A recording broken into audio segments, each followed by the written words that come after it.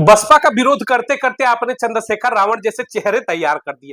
अब चंद्रशेखर रावण की जो सच्चाई है सबके सामने खुल करके आ गई है। माननीय कांसी राम साहब का कहते हैं कि मैं वैचारिक उत्तराधिकारी हूं। देख लीजिए दलित समाज, ये वैचारिक उत्तराधिकारी है माननीय कांसी राम साहब के। हर पाले में हर घाट का पानी पिएंगे।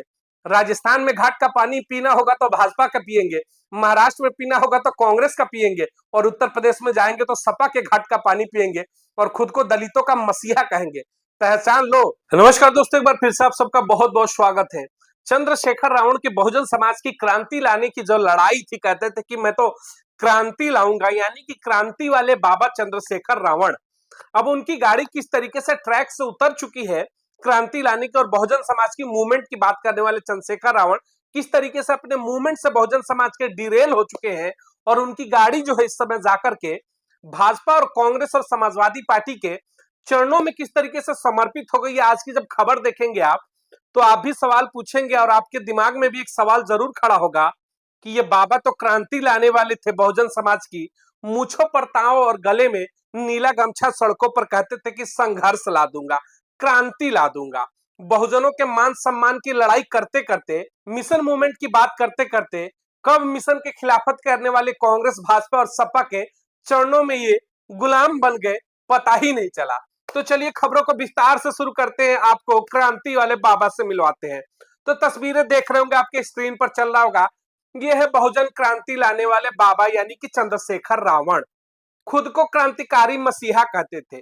जिस बहुजन समाज को मान सम्मान दिलाने की लड़ाई बाबा साहब भीमराव अंबेडकर ने कांग्रेस से लड़ी, जिस कांग्रेस से लड़ाई लड़ा माननीय कांसीराम साहब ने और समाजवादी पार्टी और भाजपा से, और जिससे बहन मावती ने लड़ाई लड़ी, और जिन्होंने मिशन मूवमेंट चालू किया, उस मिशन मूवमेंट को आगे बढ़ाने वाले, खुद को हीरो बताने वाले, खुद को बाबा बताने वाले क्रांतिकारी बाबा इस समय चंद्रशेखर रावण भाजपा और सपा के पाले में ही जाकर के बैठ गए हैं। जो खबरें आ रही है मैं आपको बता दूं, जिस तरीके से मैंने पहले भी खबरें दिखाई थी, देश के अंदर इस समय उपचुनाव चल रहे हैं, जिसमें राजस्थान भी है, उत्तर प्रदेश भी है, और विधानसभा के चुनाव महाराष्ट्र में चल रहे हैं। ये क्रांति वाले बाबा की जरा करामात को देखिएगा। महाराष्ट्र में इस समय विधानसभा का चुनाव चल रहा है। वहां के अड़ुशक्ति नगर की एक सीट है जहां पर एनसीपी की तरफ से प्रत्याशी बनाए गए, यानी शरद पवार गुट से प्रत्याशी बनाए गए हैं फहाद अहमद चौधरी। तस्वीरें देखिएगा, अखिलेश यादव के साथ इनकी तस्वीर है। ये समाजवादी पार्टी के नेता है, और ये स्वरा भास्कर जो अभिनेत्री थी उनके पति है। तस्वीरें देखिएगा, यूथ ब्रिगेड के अध्यक्ष थे ये महाराष्ट्र में समाजवादी पार्टी के। इनको टिकट दिया है शरद पवार ने। अब उस अणुशक्ति नगर पर देखिएगा चंद्रशेखर रावण की प्रदेश अध्यक्ष का ये लेटर देख रहे होंगे, जो इस समय सोशल मीडिया पर बड़ी वायरल चल रहा है।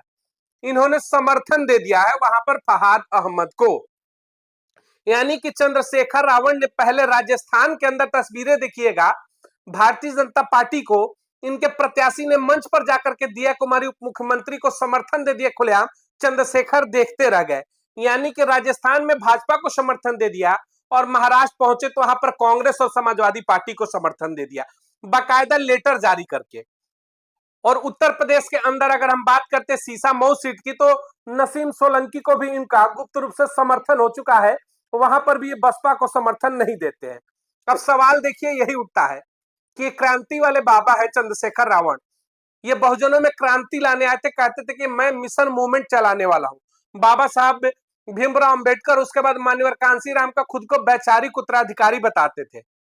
आप सोचिएगा, जिस मान्यवर कांसीराम साहब ने बहुजन समाज पार्टी को नींव डाला और उसके बाद राजनीतिक लड़ाई लड़ी कांग्रेस से और भाजपा से और सपा से, आज उन्हीं के प्रत्याशी को समर्थन दे रहे हैं। जिन लोगों को लगता था कि बहन मावती के ये उत्तराधिकारी हो सकता है, जिन लोगों को लगता था कि बहन मावती के बाद दलितों के नेता हो सकते हैं चंद्रशेखर रावण, आज सबसे बड़ा सवाल है कि आप राजस्थान के अंदर भाजपा का समर्थन करता है आपका प्रत्याशी, खुले मंच पर जाकर के उत्तर प्रदेश के सीसामऊ में समाजवादी पार्टी को आप समर्थन करते हैं, और आपकी पार्टी महाराष्ट्र के अंदर अड़ुशक्ति नगर की जो विधानसभा सीट है, फहाद अहमद नेशनल कांग्रेस का जो वहां पर शरद पवार गुट का प्रत्याशी, उसको आप लिखित रूप में समर्थन देते हैं, और फिर आप बात करते हैं अंबेडकरवाद की, आप बात करते हैं मिशन मूवमेंट की। तो ये बड़ा ही सवाल है आज के डेट में, मौजूदा दौर में इस मिशन मूवमेंट को समझना होगा। ये किस तरीके का मिशन मूवमेंट चला रहे हैं चंद्रशेखर रावण। किसी राज्य के अंदर भाजपा को समर्थन करते हैं, किसी राज्य में कांग्रेस को समर्थन करते हैं, किसी राज्य में सपा को समर्थन करते हैं और कहते हैं कि मैं तो मिशनरी हूं। ये कैसी लड़ाई है चंद्रशेखर रावण?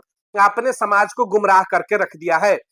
अब बहन मावती का वो बयान याद आता है 2017 में।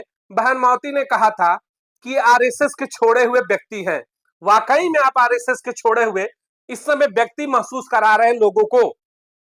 आपकी क्रांति कहां चली गई?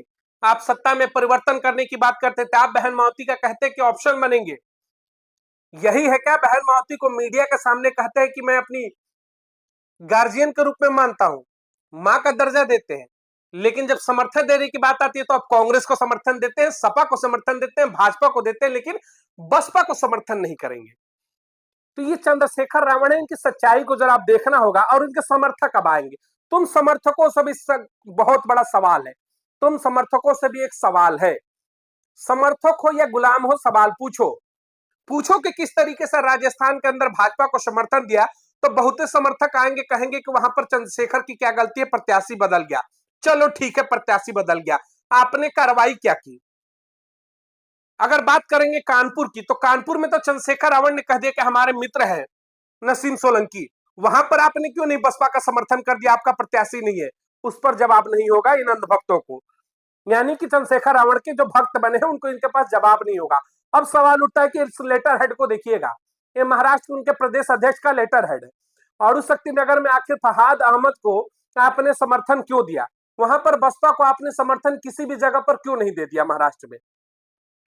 यानी कि जिस कांग्रेस के खिलाफ बहन मावती है या फिर पूरा बहुजन समाज ने अपना सामाजिक आंदोलन चलाया, बहुजन मूवमेंट चलाया, उसी कांग्रेस के पाले में जाकर के चरणों में बैठ जाते हैं और आप कहते हैं कि मिशन मूवमेंट पर काम कर रहे हैं। कैसा है आपका मिशन मूवमेंट? आप किस स्तर पर राजनीति कर रहे हैं? अभी चंद दिनों की राजनीति नहीं, हर दरवाजे पर आप गुलाम बन करके बैठ गए हैं। तो इस समाज को मान सम्मान से जीने का हक कब दिलाएंगे आप? जिस समाज को मान सम्मान दिलाने के लिए, राजनीतिक भागीदारी दिलाने के लिए एक दल बनाया गया, जिस मान्यवर कांसीराम की तस्वीर लगा करके आप राजनीति करते हैं चंद्रशेखर रावण, उस बाबा साहब भीमराव अंबेडकर और मान्यवर कांसीराम साहब ने आप लोगों को राजनीतिक दल दिया कि ये है तुम्हारा नीला झंडा, हाथी नेशन, इसके बैनर के तले राजनीति करो और देश में चुनौती दो कांग्रेस को, भाजपा को, सपा को और तमाम अन्य दलों को। लेकिन आज आप क्या कर रहे हैं? राजस्थान में भाजपा को समर्थन कर रहे हैं, उत्तर प्रदेश के अंदर सपा को करते हैं और फिर वही महाराष्ट्र में जाकर के कांग्रेस सपा के गठबंधन का प्रत्याशी फहाद अहमद को आप घोषित कर देते हैं अपना समर्थन। शर्म आनी चाहिए। आप जैसे लोगों ने ही बहुजन समाज पार्टी को विखंडित किया है और आप लोग बात करते हैं मिशन मूवमेंट की। अगर आपका ये मिशन मूवमेंट है कि कांग्रेस के पाले में जाकर के बैठ जाना, सपा के चरणों में जाकर के गुलाम बन जाना और भाजपा को समर्थन देना आपका मिशन मूवमेंट है, तो गर्व है कि बहन मावती ऐसे मिशन मूवमेंट से दूर है और मिशन मूवमेंट भूल चुके हैं। आप ही का बयान था कुछ दिन पहले इसी महाराष्ट्र के अंदर कि बहन मावती मिशन मूवमेंट भूल चुकी हैं, वो ताला लगा करके रखती है। बिल्कुल ताला लगा करके उन्होंने सही किया पार्टी में। अगर आप जैसे व्यक्ति और आप जैसे विचारधारा के क्षुब्ध लोग अगर पार्टी के अंदर जाते तो यकीन मानिए पार्टी रसातल में जाती। आज मौजूदा दौर में बेहतर स्थिति में है, इकलौता विधायक है लेकिन कम से कम उसके रगों में गद्दारी नहीं है, उसके रगों में कम से कम गुलामी नहीं है। और सत्ता क्या है? सत्ता का परिवर्तन कभी भी हो सकता है, कभी भी सत्ता में आएंगे, लेकिन गिरवी रख करके अपने मान सम्मान को, भागीदारी को सत्ता लेने का काम कभी ना बहन मावती ने किया है ना करेंगी। डंके के चोट पर राजनीति किया, इसी की देन है कि देश के अंदर गेस्ट हाउस कांड भी बहन मावती को झेलना पड़ा, तमाम उनके ऊपर अत्याचार झेलने पड़े, लेकिन तैयार है। तो ये चंद्रशेखर रावण है। सवाल अब समाज से बनता है कि आखिर किस तरीके से महाराष्ट्र में आपने वहां पर कांग्रेस और समाजवादी पार्टी के नेता को समर्थन क्यों दिया? वहां पर आखिर बहुजन समाज पार्टी को आपने समर्थन क्यों नहीं दिया? अगर समर्थन नहीं दिया तो साइलेंट हो जाते। आप कांग्रेस और समाजवादी पार्टी के पाले में जाकर के खुलेआम बैटिंग कर रहे हैं और आप कहते हैं कि मैं ऑप्शन बनूंगा बहन मायावती का। आप कहते हैं कि आप मिशन मूवमेंट चलाएंगे।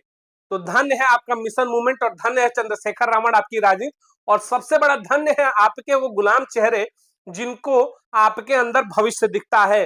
अरे मूर्खों संभल जाओ, ये जिसके अंदर तुम भविष्य देख रहे हो, यकीन मानना एक दिन गुलामी के उस गर्त में चले जाओगे कि जो राजनीतिक भागीदारी तुम्हें मिली है, चट्टी चौराहों पर निकल करके मुझे पताव देते हो, नीला झंडा लेते हो, वो दिन दूर नहीं कि पुराने वक्त में पहुंच जाओगे, दौर में पहुंच जाओगे कि बूथ तक पहुंचना मुश्किल हो जाएगा। उसकी तैयारी हो चुकी है देश के अंदर।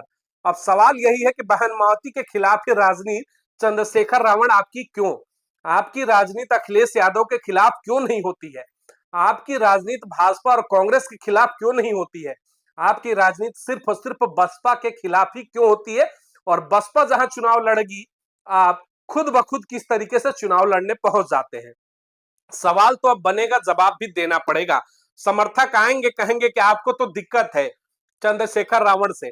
हमें किसी से दिक्कत नहीं है, चंद्रशेखर रावण से दिक्कत नहीं है। कुछ आएंगे चेहरे, कहेंगे कि दलित समाज का है जलन। जलन बिल्कुल नहीं है। जलन उस शख्सियत से है जिसने मिशन मूवमेंट के नाम पर समाज को गुमराह करके कह रहे कि मिशन मूवमेंट चलाने का मैं नया चेहरा हूं, और वो चेहरा जाकर के अगर कांग्रेस के पाले में बैठ जाएगा तो सवाल तो फिर चंद्रशेखर रावण से होगा। तो ये सच्चाई थी, देखिए और समझिए।